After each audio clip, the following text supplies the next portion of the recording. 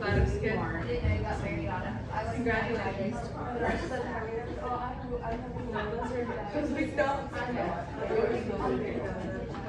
Here's Felicia's. How's your wedding? And somebody goes, whose wedding? Somebody goes, mine.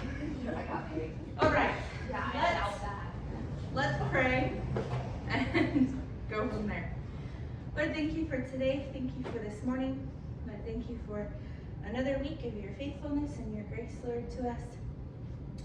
Pray that you give me words as I speak, and yeah, Lord, that you will speak to us through the book of Ecclesiastes, and that we will learn from it, Lord. In Jesus' name, amen. What did you think of the book of Ecclesiastes? What did you get out of it? Hudson, what did you get out of it? Anything super profound?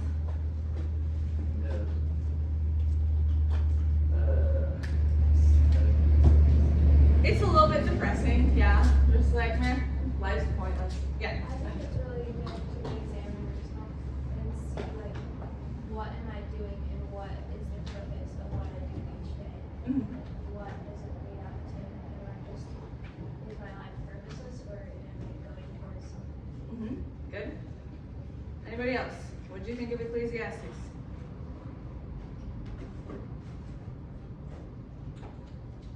Jackson? Any thoughts on Ecclesiastes? I didn't get very much out of it. I don't really know. Okay, so one thing, which one? Like, I have a good example. Like, it's kind of like Proverbs looking for wisdom. Mm-hmm. Yeah, Solomon definitely throws some proverbs in there kind of towards the end, like, oh, by the way, here we go, and lists. This is wisdom and this is this. Is that a hand raise? No. I wasn't here last week. I didn't know we were supposed to read it. However, I have read Ecclesiastes before. Excellent. And what stands the first thing when you said Ecclesiastes, I'm like, oh, that bitter chapter. Yes. Just the, like, bitterness. Yeah. Okay, so Yeah.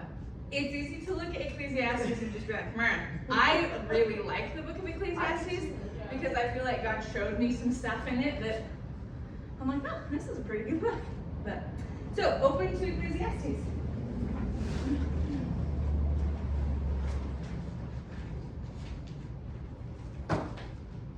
Don't get Bibles with tabs, they make you lazy. There we go. Ecclesiastes 1. Chapter 1, verse 1. The words of the preacher, the son of David, king in Jerusalem. Vanities of vanities, says the preacher. Vanities of vanities, all is vanity. All of it. Okay? What advantage does a man have in all his work which he does under the sun? A generation goes and a generation comes, but the earth remains forever. Also the sun rises and the sun sets, and hastening to its place it rises there again, blowing toward the south.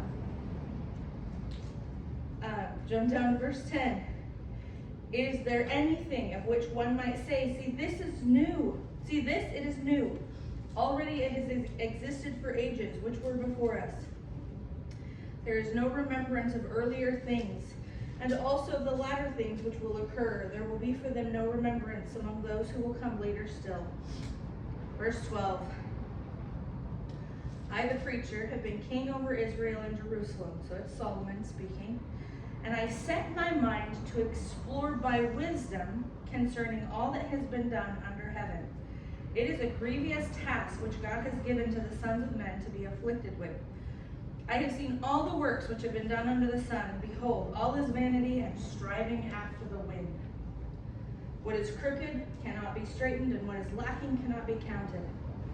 I said to myself, behold, I have magnified and increased wisdom more than all who were over Jerusalem before me.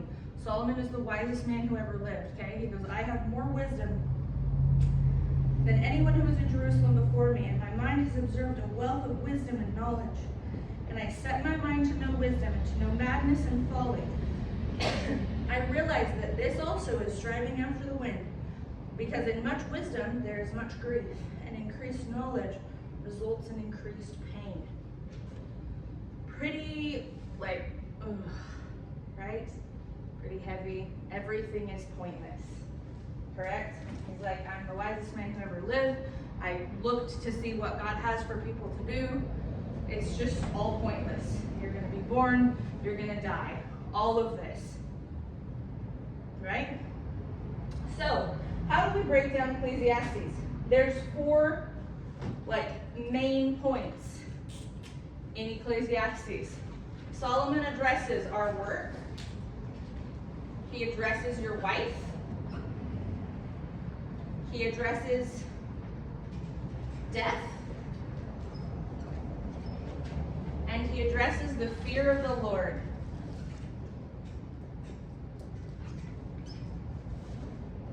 Okay? These are what he pulls out of vanity, all his vanities. Okay?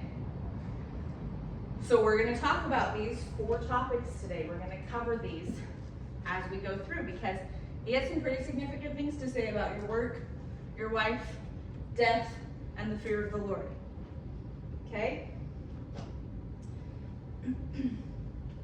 But first, Solomon goes. Chapter 2, he says, "Come now, I will test you with pleasure, so enjoy yourself. And behold, it too is futility." So, Solomon goes, I'm going to see. We've got Solomon here. He goes, let's just test this, right? So he tests pleasure. He says, so enjoy yourself. He said, to laughter, of laughter, it is madness. And of pleasure, what does accomplish? So he tries all these things. Verse 3, I explore with my mind how to stimulate my body with wine, while my mind was guiding me wisely. Okay, so he tries laughter, he tries pleasure, he tries alcohol, and how to take hold of folly until I could see what good there is for the sons of men. He's looking for what we're supposed to be doing. What's your purpose in life, right? For the sons of men to do under heaven for a few years of their lives. Verse 4, I enlarged my works. I built houses for myself. I planted vineyards for myself. Most of this is destroyed, but from what I understand, Solomon built floating gardens. And you think he took 14 years, I think, to build the temple, and then he kept building. Maybe it was 7 years on the temple, 14 years on his house. Don't quote me on that. But he built gardens, he built vineyards, he built all these things. Verse 5, I made gardens and parks for myself, and I planted in them all kinds of fruit trees. I made ponds of water for myself, from which to irrigate a forest of growing trees. Okay, so he did gardening. We're just going to sum it up. He did gardening and building. Tried that. Verse 7, I bought male and female slaves, and I had homeborn slaves. I also possessed flocks and herds larger than all who precede me in Jerusalem. Slaves, animals. I also collected for myself silver and gold and the treasure of kings and provinces. Okay, he had money. I provided for myself male and female singers and pleasures of men. So entertainment.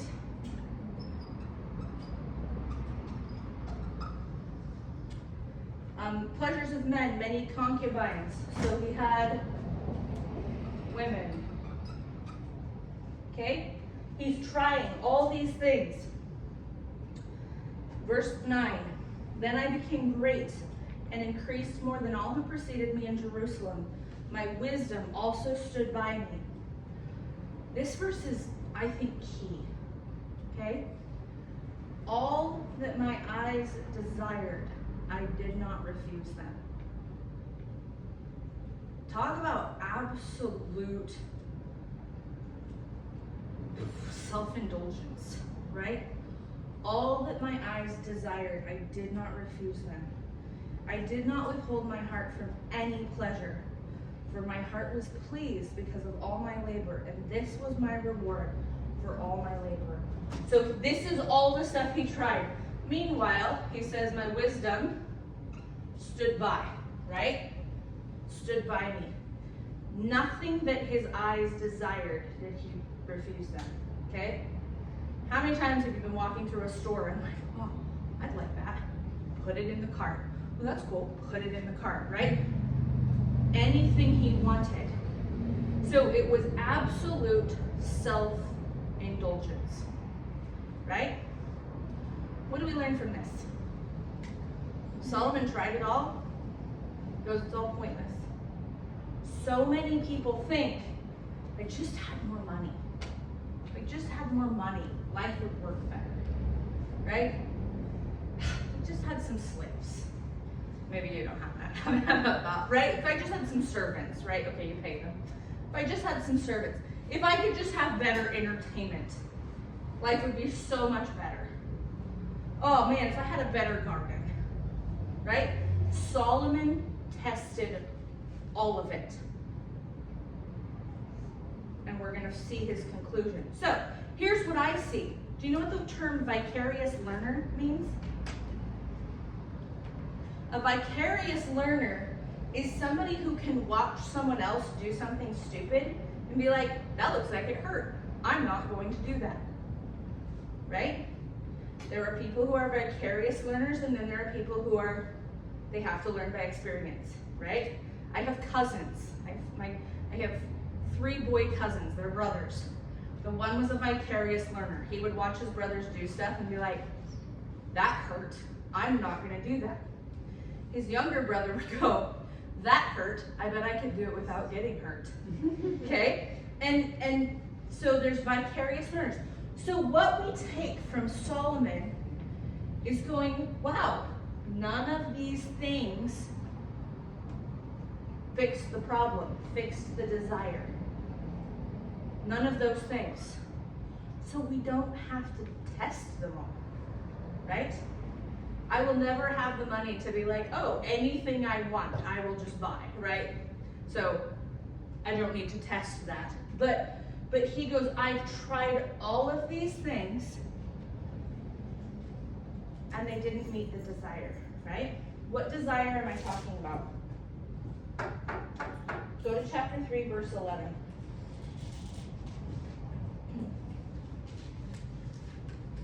This is one of my favorite verses because it just kind of centers our lives. Chapter 3, verse 11, Solomon says, he has made everything appropriate in its time. He has also set eternity in their hearts, yet so that man will not find out the work which God has done from the beginning even to the end. So Solomon goes, I tested all these things and it didn't fix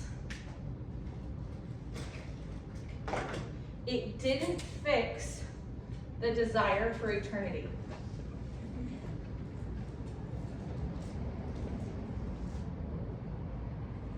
Okay? It didn't fix the desire for eternity. Most of the things people crave will be fixed in eternity. I'd say all the things, pretty much, other than our like evil desires, right? The things we crave will be fixed in eternity. So Solomon goes, God's put eternity in our hearts. He's left us with a need, right? He's left us with a need, with a desire to go home. And none of these things will fix that. None of them, and Solomon goes, I tested all of them. There was nothing I wanted that I refused myself. Absolute lack of self-control. And it didn't fix the need, okay? So we get to be vicarious learners as we read through Ecclesiastes and go, sweet. we can save ourselves all the grief of testing all of the things and just know our desire is for eternity. God has put that in your heart. He's put it there to make you homesick. Okay? So, go back to chapter 2.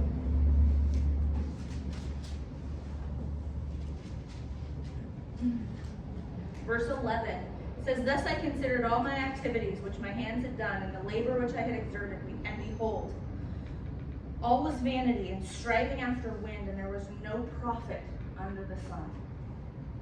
It was absolutely pointless. Like trying to catch the wind, right? Absolutely pointless. We were at the beach last week, and the wind was blowing like 25 miles an hour. And my nephew Leif made the decision to set his bucket down. And he set it down. And I was sitting in the car with Isaac because he was just being sandblasted.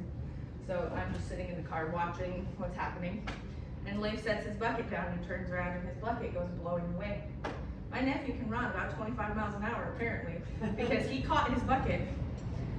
But it was this like, there it goes. It's just gonna be gone. And he's like sprinting flat out as hard as he can, trying to catch his bucket.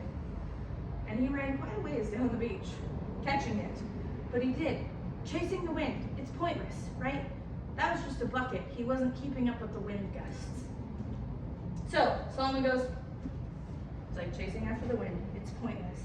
Verse 12. "So I turned to consider wisdom, madness, and folly. For what will the man do who will come after the king, except what has already been done?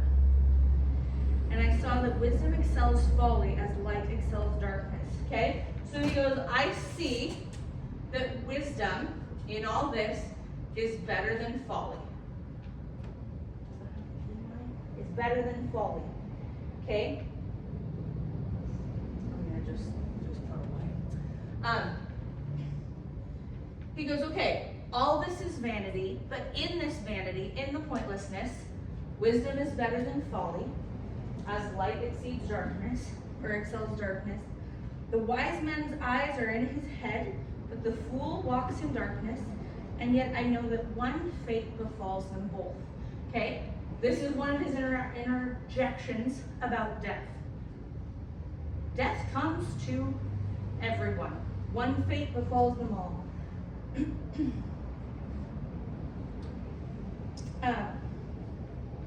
Verse 15, "Then I said to myself, as is the fate of the fool, it will also befall me. Why then have I been extremely wise? So I said to myself, this too is vanity, for there is no lasting remembrance of the wise man as with the fool, inasmuch as in the coming days all will be forgotten, and how the wise man and the fool alike die. So I hated life, for the work which had been done under the sun was grievous to me, because everything is futility and striving after the wind." Okay, so he sums it up. This is his thing on death. He just says, all die. Okay? Do any of you know anybody who has lived forever? No. Everybody dies. It happens. That's just how it is. Everyone dies. Okay? So what's the point of our life? What's the point of our life? We'll get there. Don't worry. This isn't going to be a depressing class, I promise. Go to verse 24. "There is nothing better for a man than to eat and drink and tell himself that his labor is good. This also I have seen, that it is from the hand of God." Okay? So this is something God gives us. Eat, drink, and tell yourself you like your job. Tell yourself your labor is good, right? And work. Because this is a gift from God. This is something God has gifted us.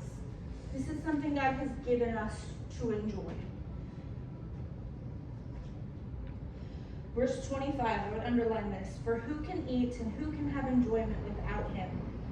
For to a person who is good, For to a person who is good in his sight, he has given wisdom and knowledge and joy. While to the sinner, he has given the task of gathering and collecting so that he may give it to the one who is good in God's sight. This too is vanity and striving after the wind. Did you guys catch that? Let me read it again. For to a person who is good in his sight, he has given wisdom and knowledge and joy. While to the sinner, he has given the task of gathering and collecting so that he may give it to the one who is good in God's sight. Okay? All these people who are sinners and bad are collecting things for you guys. Okay? I wouldn't build a theology on that verse, but it's kind of a fun verse. Like, interesting, right? You guys are like, so, why did I bring a tent? Any guesses? How many of you have gone camping? How many of you was it like the best experience ever? I thought so. Okay. Camping is never as fun as going home after a camping trip, I feel like. And maybe my family has just had some horrible camping trips. We went to this horrible place called Pansy Lake. And the lake is like this deep for like a square mile or something. So it's not a lake, it's just a giant puddle. So it's just a breeding ground for mosquitoes. Like, it was the most horrific trip. Stephen and Samuel got so many bug bites that their eyes swelled shut. And we were teasing them. We're like, oh, you look like little Asian people. Because they have little like slanty, like squinty eyes. And finally Samuel's like, what are you talking about? Because he's like 6. He's like, I don't know what Asian people are. We had to explain, like, oh, they're the people with this. He's like, oh. It was a horrible trip, right? Horrible. My family still talks about how horrible that trip was. And we're all like bonded in this camaraderie of misery. So, here on earth, we're camping, right? Our destination is heaven. Our goal is heaven. That's where we're heading. Everybody dies, right? Everybody dies. So, while we're here, we're camping. And then we get to go home, right? But there are some remarkably fun things about camping. You can have fires. And you can just sit there and poke the fire and fiddle with the fire for hours, right? Is it pointless? Completely. Is it fun? Absolutely, right? We went swimming in Pansy Lake. It's hard to swim in this much water. You just kind of like crawled along the mud and tried not to kick up too much mud for the person behind you. But swimming, it was absolutely pointless. Other than it kept you away from the mosquitoes because you were submerged, right? It was pointless, but it was fun. We had a good time doing it. We put on our snorkels and swam through the puddle, right? So this is what I believe Solomon is saying. He goes, I tried all the things. None of them fix the desire to go home. None of them fix the need to go home. But while we're here, God has given us some things to enjoy. God has given us things that are good, that are pleasant. And our role, our job, is to just enjoy them. Because maybe it's absolutely pointless, but then we get to go home. Okay? That's what we're pulling out of today. And that's what I want you guys to see at the end of today. That the things we do here, a lot of it God's just given us for our enjoyment. And that's a really weird concept to a lot of people, that God would give us stuff to enjoy. Right? But God has given us things that we get to just enjoy. So, Go to chapter 3. Solomon goes through his whole, there's a time to give birth, a time to die, a time to plant, a time to uproot what has been planted, a time to kill, a time to heal, a time to tear down and a time to build up, a time to weep and a time to laugh, a time to mourn and a time to dance, okay? There are so many different things we will encounter in life. Go to verse 10. He says, I've seen the task which God has given the sons of men with which to occupy themselves. Okay? He goes, I see it. I see these tasks. God has put us here in this tent for a time, for a season. Here's the things God has given us to occupy ourselves. Right? You're at the lake, you're camping, you have a fire, you have a cooler full of hot dogs, you have a lake you can go wade in. Here's the things God's given you to do, right? Now, we contrast that with other scripture. God has good works for us to walk in. He has jobs for us. He has responsibilities for us. But in reality, a lot of them kind of boil down to, hey Jackson, it's your job to sit and poke the fire until we get to go home, right? That's your job. You get to keep the fire going, keep the coals pushed together so that we can roast marshmallows, right? God has given us tasks, but in reality, it's just what we do until we go home. And there's an aspect of don't waste your life. Don't throw it away. Look for what God has for you to do. But contrast it with also, in the end, we all get to just go home. Right? So don't put too much stock in this life because it's not home. Right? You get to take your tent down and go home. And there's such a relief in that. We get to go home. All right, verse 11, chapter 3. He has made everything appropriate in its time. He's also set eternity in their hearts. Yet so that man will not find out the work which God has done from the beginning even to the end. I know that there is nothing better for them. Underline this verse. There is nothing better for them than to rejoice and to do good in one's lifetime. So your job is to rejoice and do good. Because there's nothing better for you than to rejoice and do good in your lifetime.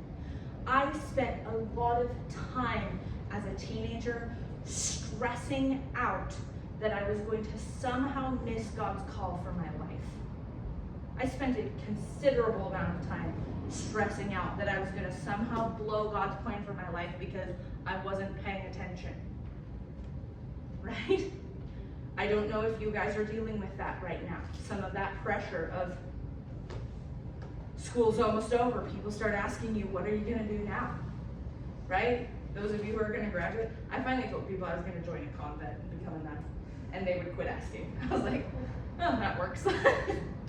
Shouldn't have lied to them. But, so he says, rejoice and do good. Rejoice and do good. So, practically, what does that look like? Is volunteering at Johnny and Friends doing good? Then do it. Is working at the Kid One camp good?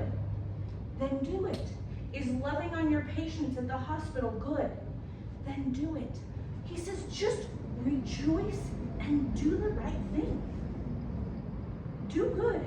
Make people want to come and visit your campfire because it's the best campfire around. Rejoice and do good. It's pretty simple. And we sometimes want to get it all tangled up with, okay, but is it this and is it this and what about this? Is it good? Do it. Okay? Rejoice and do good. Verse 13, moreover, that every man who eats and drinks sees good in all his labor. It is the gift of God. If you have food stuff to drink because you worked hard, there's an absolute satisfaction in that. Like, wow, look at this. I know that everything God does will remain forever. There is nothing to add to it, and there's nothing to take from it. For God so worked that men should fear him. Okay?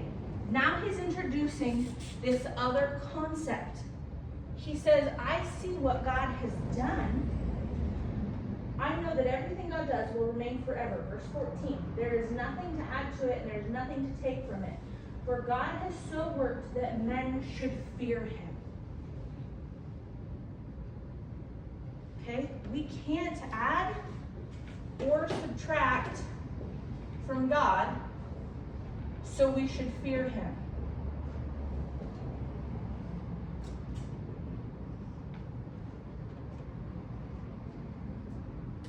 I read a really interesting quote.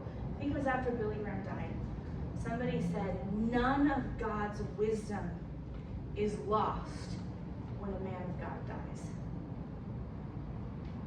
And I thought about that a lot because people would be like, oh man, Billy Graham is so wise. He's this great man of God. None of that went away just because the guy who carried it died.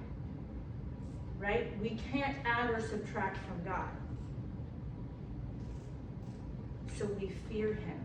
Okay? Your paper this week, you're going to write about the fear of the Lord. So, we're introducing this topic because I want you guys to have some ammo to write with, right?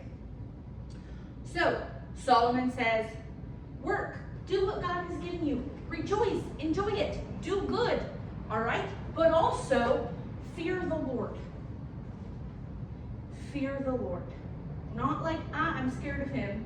We're not camping and there's a Sasquatch out there.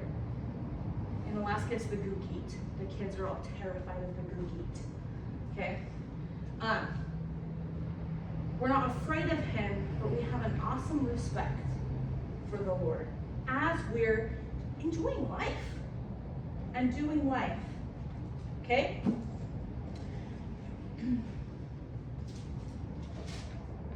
Jump to verse 20. Chapter 3, verse 20. All go to the same place. All came from the dust, and all return to the dust. Who knows that the breath of man ascends upward, and the breath of the beast descends downward to the earth? I have seen that nothing is better, that man should be happy in his activities, for that is his lot. For who will bring him to see what will occur after him? We're going to move wife. We're out of room. Be happy.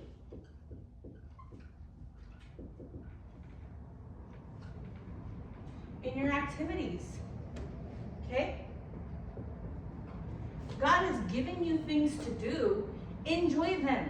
Okay? You're at your campground. Somebody comes through and says, hey, we're getting a group together to play volleyball. Yeah! Right? Enjoy what you're doing.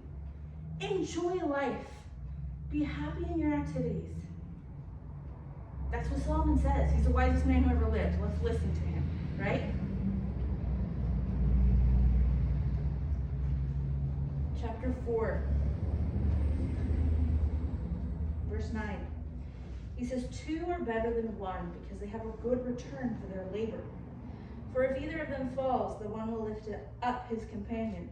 But woe to the one who falls when there's not another to lift him up. Furthermore, if two lie down together, they keep warm. But how can one be warm alone? And if one can overpower him who is alone, who can resist him? A cord of three strands is not quickly broken.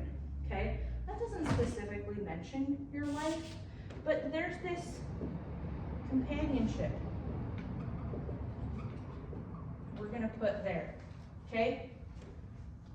There's a companionship. You don't have to camp alone.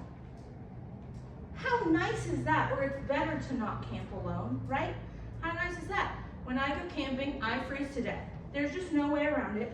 I just freeze and don't plan on sleeping because I'm just cold. I have a 0-degree sleeping bag and it keeps me at 0 degrees. It is good at what it does. Okay? But option of companionship, right?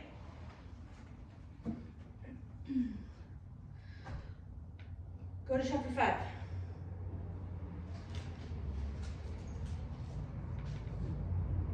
Chapter 5, verse 2.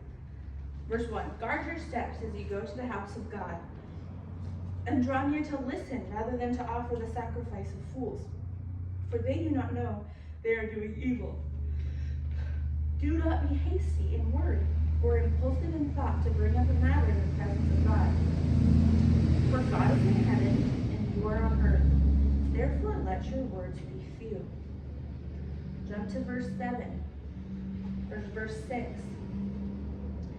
Do not let your speech cause you to sin, and do not say in the presence of the messenger of God that it was a mistake. Why should God be angry on account of your voice and destroy the work of your hands? For in many dreams and in many words there is emptiness. Rather, fear God. So this idea of fear God, how would you sum that up? How would you phrase that? Don't talk too much, right? Don't talk too much. We're going to just put that there. He says, fear God. Now, I'm not sure what he's referencing talking about. I don't think that if you're a chatterbox, you're sinning, unless you're gossiping or yakking, but he says, fear God. Be careful what you say. Just watch that. So, all of this is in a balance, right? Have you guys seen these old scales that have like the bowls that you like and the arms? There's my rough drawing of it. Okay, and you set stuff in this side and you set stuff in this side and it balances. Okay, this is all a balance. This is all a balance. Live life, enjoy it, be happy, excited, but don't lose sight of the fact that you fear the Lord. Don't lose sight of that, okay? Because there's people on this side, there's people who party hard, right? And completely lose sight of the fear of the Lord. And then there's people that are so afraid of the Lord that they have no idea how to enjoy life because they're afraid they're going to do something wrong, right? So it's this balance of enjoy life but fear God. All right, we're going to take a break and we'll come back and finish this book theoretically.